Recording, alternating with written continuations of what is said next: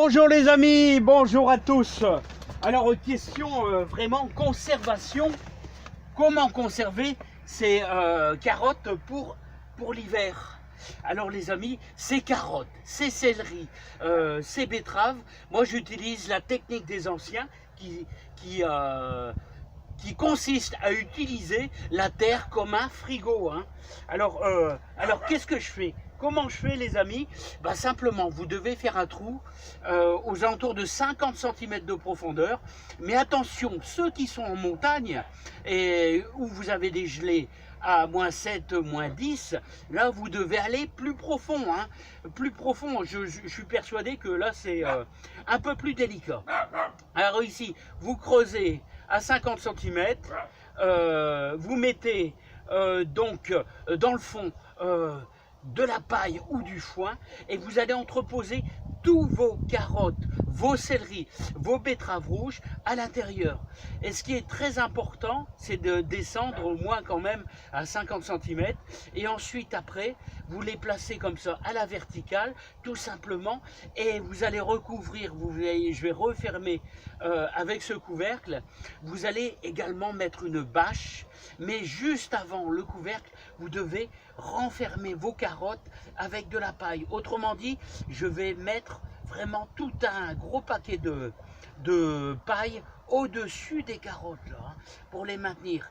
Et ensuite, je vais rabattre avec cette bâche là, et au-dessus de la bâche, je vais y mettre, vous voyez, les copeaux, des gros copeaux de bois tout simplement, qui sont super utiles. Alors ce qu'il faut faire, c'est faire un toit vraiment assez haut en forme de butte, et au fur et à mesure vous allez devoir bien sûr ouvrir à chaque fois et refermer à chaque fois en remettant la paille dessus. C'est très important, hein. Donc je vais vous faire voir un petit peu.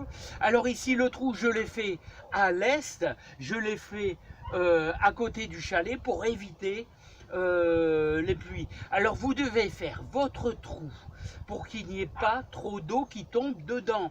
Donc autrement dit, il faut une terre humide mais sans plus. C'est pour ça que je l'ai fait derrière ce chalet et je l'ai fait à l'est pour éviter les intempéries. Si on a beaucoup d'eau, beaucoup de pluie durant l'hiver, c'est pas grave, le trou ne va pas se remplir d'eau. Si le trou se remplit d'eau, tout va pourrir, c'est foutu. Donc vous devez veiller à faire ça à un endroit où la terre est humide mais sans plus, à peine humide. Alors je vais vous faire voir un petit peu.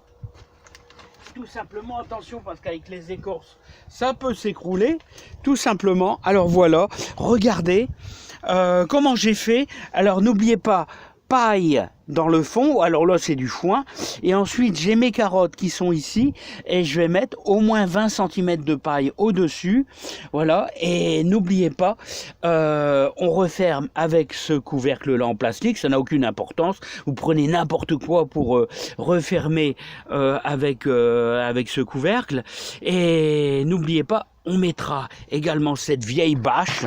C'est une vieille bâche, mais on s'en fout, ça n'a aucune importance. La bâche, et au-dessus de la bâche, vous mettrez allez, 10 cm de gros copeaux. Vous pouvez mettre des bûches, vous pouvez mettre n'importe quoi.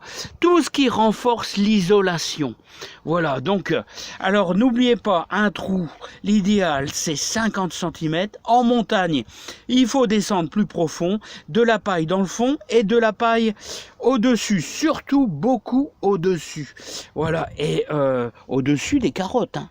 Au-dessus des carottes, on rabat ça, on met la bâche, on met des copeaux, et les amis, si on n'a pas de copeaux, comment on fait? Eh bien, les amis, si on n'a pas de copeaux, comment on fait? Comment on fait? Eh bien, vous avez des toiles de jute et vous avez aussi de la terre. Ouais. Il n'y a rien de meilleur au-dessus de votre paille et de votre chapeau là, en plastique. Là, bah, vous mettez 10 à 15 cm de terre. C'est mieux que de rien mettre. Si vous mettez qu'un chapeau sans paille, Je vous garantis que quand vous allez avoir des gelées à -2, -3 degrés, là, ça va pas le faire. Là, tout va pourrir. Le haut de vos carottes et de vos céleris, ça va pourrir. Donc, il faut mettre un gros chapeau et il faut de la paille. Il faut impérativement de la paille et aussi des copeaux dessus. Il faut essayer de faire une protection d'au moins 20 cm au-dessus de vos carottes pour que vos carottes soient bien protégées. Moi, ça a très bien fonctionné l'année passée. Donc n'oubliez pas, l'idéal, trou à 50, de la paille ou du foin en dessous et de la paille et du foin au-dessus. Et un beau chapeau. Allez, à bientôt. Bon courage à tous les amis. Allez, bye bye. À bientôt. Vous pouvez mettre des feuilles aussi, hein, mais il faut bien faire une bonne couche.